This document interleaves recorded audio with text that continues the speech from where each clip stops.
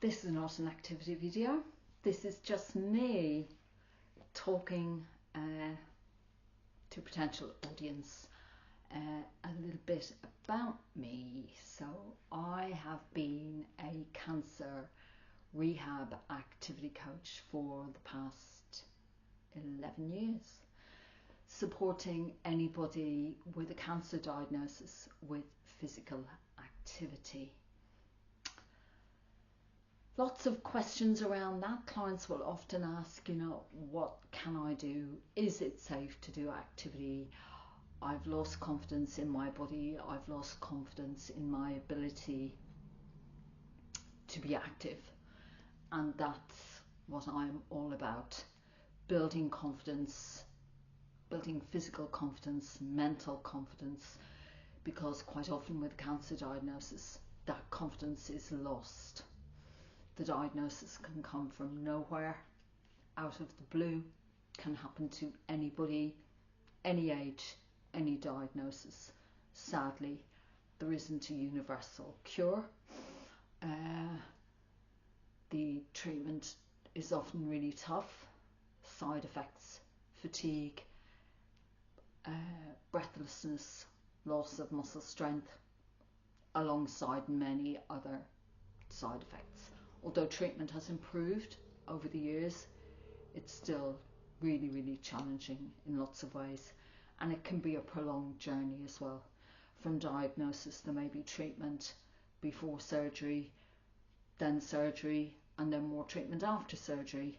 And that time from diagnosis to when your care team says, as far as we know, we've got rid of everything from your body, off you go, can be a long and grueling pathway. I've never had cancer, but from the work I've done working with clients over the years, I can empathise really well with them and have a very broad understanding of how they feel physically and mentally. Quite often friends will say, oh well, you're through treatment now, you should be absolutely fine, you're out the other side. But that diagnosis and that treatment will stay with you for the rest of your life and may change how you see life. Clients will often change plans if they can. They may decide to take that trip, do that journey, change their lifestyle through this diagnosis and treatment. And that's not always a bad thing. Quite often clients will say to me, if I hadn't had the diagnosis, I wouldn't have made amazing new friends. I wouldn't have changed my plans. It makes you step back often during those treatment days, maybe when you're in hospital having chemo or having infusions that take a long time. You reflect on life and think, I'm not around for a long time. Life is short in the scheme of things, and I'm going to spend that money, I'm going to make that trip, I'm going to do stuff. And that's a good thing. So I just thought I would sit here today and procrastinate so you would know a little bit more about me as a person. I've always been a fairly active person. Back in the day, I used to do an awful lot of swimming. I cycle everywhere. I walk.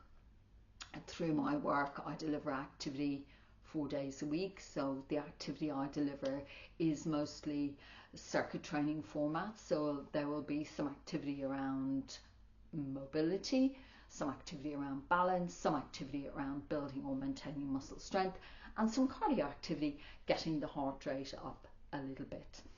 The difference between maybe having a personal trainer hat on and having a Canrehab hat on, with personal training, there may be the idea that clients want to go away and feel that, that was challenging, that was tough, value for money, all that kind of thing. The trainer really pushed me.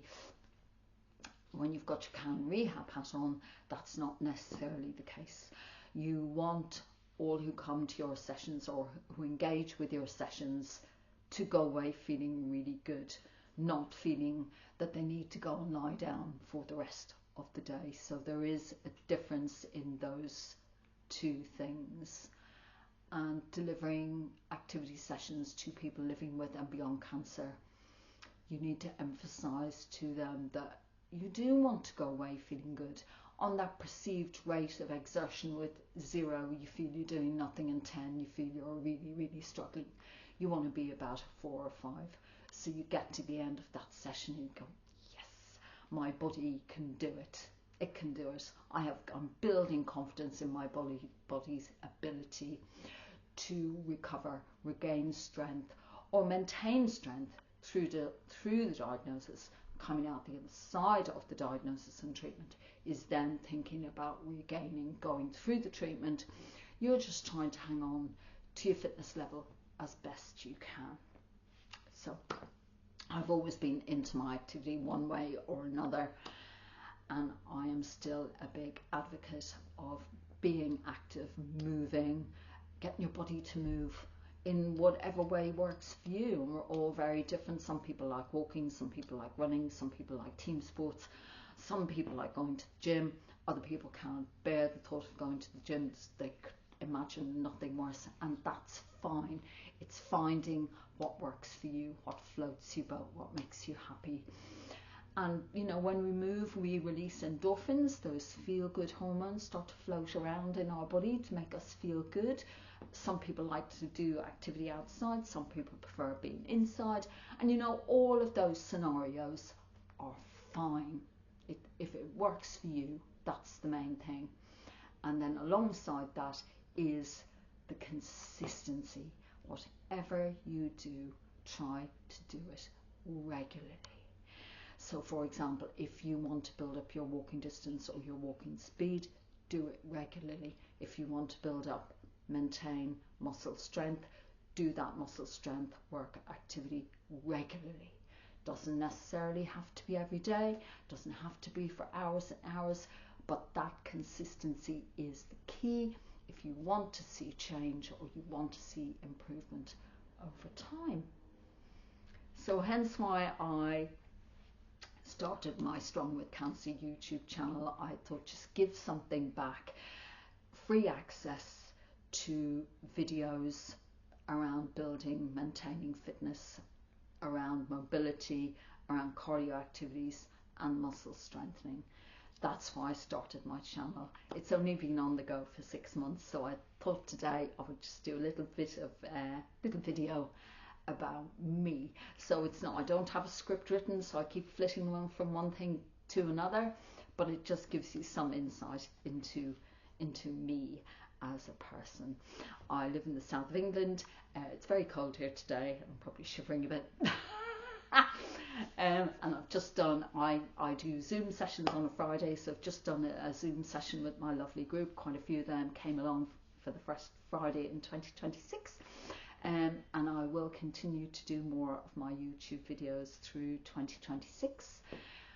If you ever have any questions you want to ask me, always feel free to ask me. If I don't have the answer, I will say I don't have the answer, and if I do have the answer, I will answer. I'm always happy to help kind of person. So that's a little bit of info about me. I'm an older person. I'm now supposed to be retired, but retiring doesn't really appeal to me. I'd much rather keep working until I am, for I don't know, any reason, not able to work. So that's a little bit about me. Liz Davis, Strong with Cancer. Thank you for listening. See you soon. Bye bye.